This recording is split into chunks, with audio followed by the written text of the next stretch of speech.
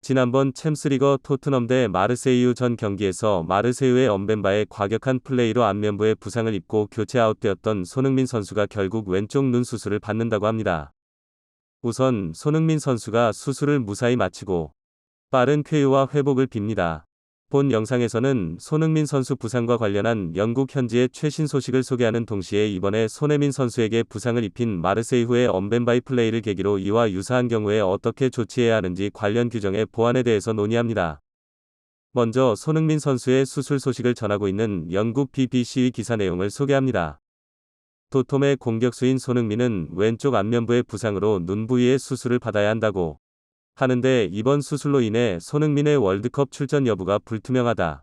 토트넘은 수술 일자에 대해서는 말하지 않고 있고 향후 손흥민이 얼마 동안 경기에 나서지 못하는지 등에 대해서도 아직 발표를 하지 않고 있다.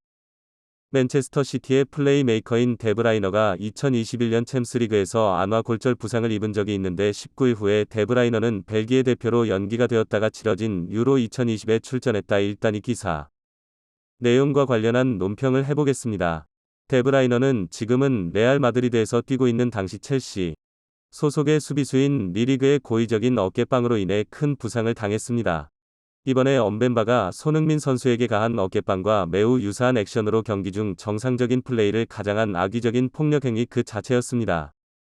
그리고 그런 부상 후에 19일 만에 경기에 복귀했다고 하니까 지금부터 월드컵 개막일인 11월 20일까지의 기간과 비슷하니까 손흥민 선수도 월드컵에 출전할 수 있을 거라는 희망이 먼저 떠오를 수 있겠지만 그것보다도 더 중요한 것은 손흥민 선수의 완전한 회복입니다. 설령 어느 정도 경기에 뛸 수 있는 몸 상태가 된다고 해도 무리하게 경기에 나서서 혹 상태를 더 악화시키는 우를 범해서는 안 될 것입니다. 그리고 개인적인 기분으로는 손흥민 선수는 완전한 회복을 위해 휴식을 취하고 벤투호에서 그 휴식이라곤 없었던 손흥민 선수가 빠진 국가대표팀 전력으로 벤투가 얼마나 월드컵 본선에서 선전을 하는지 그 모습을 오히려 보고 싶습니다. 그리고 BBC는 손흥민 선수는 이번 부상으로 인해 당장 닥쳐온 이번 주말에 있는 리버풀과의 경기에서는 뛸 수 없기 때문에 토트넘의 전략에 상당한 누수가 있을 것이라고 평하고 있습니다. 손흥민 선수를 옥죄고 있는 두 명이 더맨더머인 벤투에 못지않은 콘티의 토트넘도 이번 리버풀전은 손흥민 선수가 뛸 수 없기 때문에 콘테가 그리도 바라던 손흥민 선수를 배제한 공격 라인으로 페리시치와 에메르송을 추구하는 수비지향적인 윙백 축구로 막강 공격 라인의 리버풀에게 얼마나 선전을 하는지도 매우 궁금했습니다. 여기서 리버풀은 다시 이전의 막강 포스로 복귀할 수 있는 시금석이 되는 경기로 이번 토트넘전을 벼르고 있을 수도 있습니다. 특히 손흥민 선수의 역습에 대한 근심이 사라진 리버풀의 오른쪽 라인에서는 윙백인 아놀드 역시 이번 시즌 리버풀의 부활과 함께다. 소부진했던 자신의 경기력을 끌어올린다면 살라와 조합을 이루느니 공격 라인은 페리시치를 아예 수비적으로 꽁꽁 묶어버리는 결과로 나타날 수도 있습니다. 손흥민 선수의 부상은 무엇보다도 손흥민 선수 개인의 손실이자 대한민국 축구와 축구 팬들의 손실입니다. 만 이런 측면에서 조금이나마 보상을 받을 수 있지 않을까 하는 생각도 듭니다. 영국의 많은 언론들이 손흥민 선수의 부상에 따른 수술 소식을 전하고는 있지만 아직까지는 손흥민 선수에게 부상을 입힌 은변바의 과격한 플레이를 주제로 기사를 내고 있는 매체들은 보이지 않고 있습니다. 손흥민 선수를 부상시킨 언베바의 액션을 보면 지난번 프리미어리그에서 맨시티의 데브라이너의 아마 골절 부상을 입혔던 당시 첼시의 수비수이자 지금은 레알 마드리드에서 뛰고 있는 리디그의 만행이 떠오릅니다. 이때도 리디거는 어깨로 데브라이너의 안면을 강타하였고 언베바가 손흥민 선수에게 가한 장면과 유사합니다.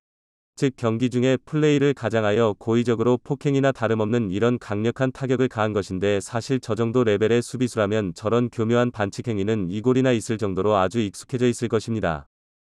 이런 언베바 입장에서는 부상까지 노리는 것은 아니라 하더라도 당시 패배감을 극복하고 손흥민 선수와의 경쟁에서 주도권을 잡으려는 의도에서 필요 이상의 액션을 취했을 수 있습니다. 손흥민 선수가 부상을 당하는 찰나에 은변바의 플레이를 유심히 돌려보면 은변바의 액션에는 고의성이 다분히 드러나고 있습니다. 바이 활성화되고 있는 마당에 저런 폭력적인 플레이가 고의성이 있는지 없는지는 정밀하게 분석을 하면 명확하게 확인할 수 있을 것입니다. 가령 이번 경우에서 헤딩을 경합했던 볼의 위치와 각 선수 간의 거리 그리고 손흥민 선수의 점프 시점과 엄벤바의 점프 시점만 비교해 보아도 멤버가 볼을 향해 들어갔는지 아니면 손흥민 스스로 타겟으로 몸을 날렸는지 정도는 쉽게 구별이 될 것입니다. 그리고 느린 장면으로 엄벤바의 어깨의 움직임과 무리 움직임을 정밀하게 조사하면 충분히 그 고의성을 밝혀낼 수 있을 것입니다.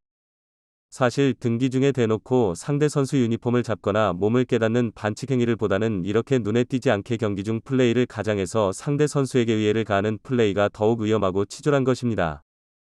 이가 고의성이 없다는 주장 뒤에 숨어서 빈번하게 자행되고 있습니다. 그러므로 고의성은 이런 파울 여부를 결정하는 데 있어 금무가 옥죄와 같은 기준이 될 수 없습니다. 그러므로 다음과 같이 제안합니다. 경기 중에 손, 팔꿈치, 어깨 등의 신체 부위가 얼굴에 타격을 가해 부상을 입히는 경우는 고의성과 관계없이 파울로 규정하는 것입니다. 그리고 그 부상이 경중했다.